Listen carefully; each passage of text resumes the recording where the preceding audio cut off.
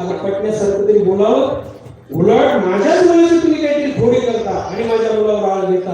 आळ सगळं कोणाचे ताने गे काय सांगता गराणे गे गोकुळ चालवारी.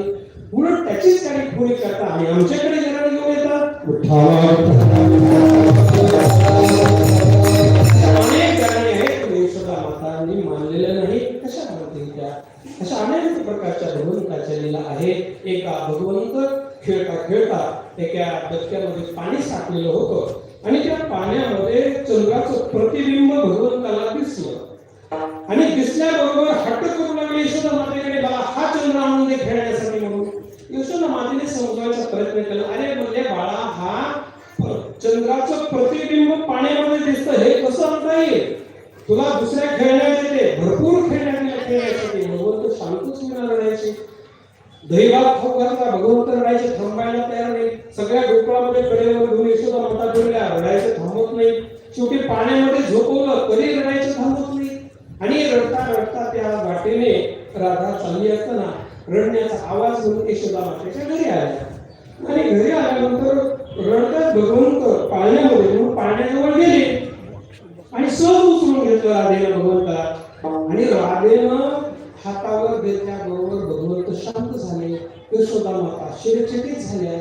अगं मुले, एवढा मी प्रयत्न करते, एवढ्या सगळ्यांनी प्रयत्न केला, हा रडायचा थांबला नाही आणि तू अगं उचलून घेतल्याबरोबर तुझ्या हातात काय जादू पडले? तुझ्या हातामध्ये भगवंत थांबले आणि पाण्यामध्ये परत ठेवले, ते परत रडायचे, परत हातात घेतले, ते परत शांत व्हायचे.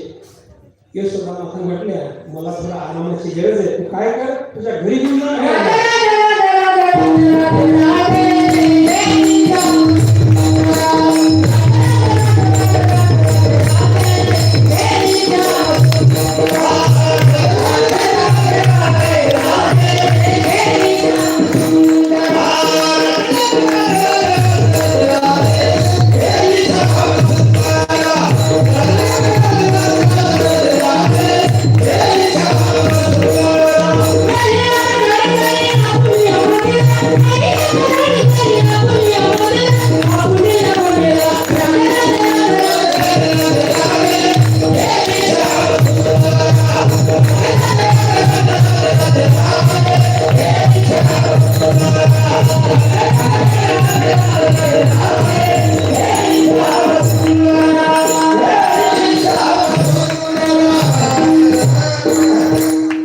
यशोदा मातेने सांगितलं तुझ्या घरी घेऊन जा म्हटले.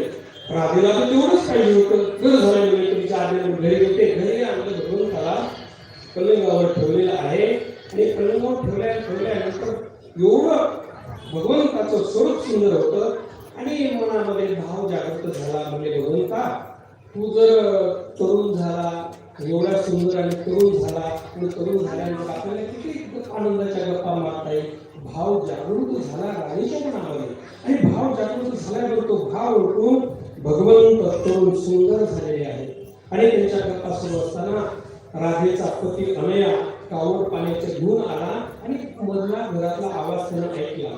मध्ये आवाज ऐकल्याबरोबर त्याच्या पायाची आगच नसता खाली गेली. म्हणले, मोठ्याने आवाज दिला, घरावर थाप मारू लागले. अगं म्हणले, कोण आहे तुझ्या बरोबर बोलतोय? घरामध्ये कुणी नसताना कोणाशी बोलतोय? रागानं तो थापा देऊ लागला. एवढा क्रोधाने त्याच्या मनामध्ये भडकला. आता राधेचा पती बाहेर आला. राधा घाबरून गेली. पण आता काय करावं? काही पंचायत झाली त्याची, कारण बाहेर पती आलेला आहे. मग राधा म्हणली, भगवंता, पहिला जसा होता तसा हो. भगवंत म्हणले, मला लहानाचं मोठं व्हायचं कळतं, पण मोठ्याचं लहान होता येत नाही. आता शेवटी राधा घाबरून गेली. अन्याने भावाने भक्ती केली. अन्याने भाव तिचा बघून भगवंत लहान झाले पहिल्यासारखे. कळी उघडली आणि एवढी राधा रागवली आपल्या नवऱ्यावर. काय म्हणले, मोठ्याचं घर मुलगा माझ्या घरी आपल्या घरी आलेला आहे, त्याला मी दही भात खाऊ घालते आहे आणि एवढं रागायला काय झालं? थोडाही तुम्हाला दम नाही. आणि खरं पाहण्यासाठी त्याने कावड बाजूला ठेवली, घरामध्ये प्रवेश केला तर भगवंत बसून दही भात खात आहे. त्या अनयाला परमानंद झाले आहे. म्हणलं, बरं झालं, भगवान नंदाचा मुलगा आपल्या घरी येतो, आपल्या सारख्याच्या घरी येतो, दही दूध खातो, मला खूप आनंद झालेला आहे. म्हणला, तू ज्या वेळी एकटी असशील त्या वेळी तू याला घेऊन येत जा आणि आनंदानं दही भात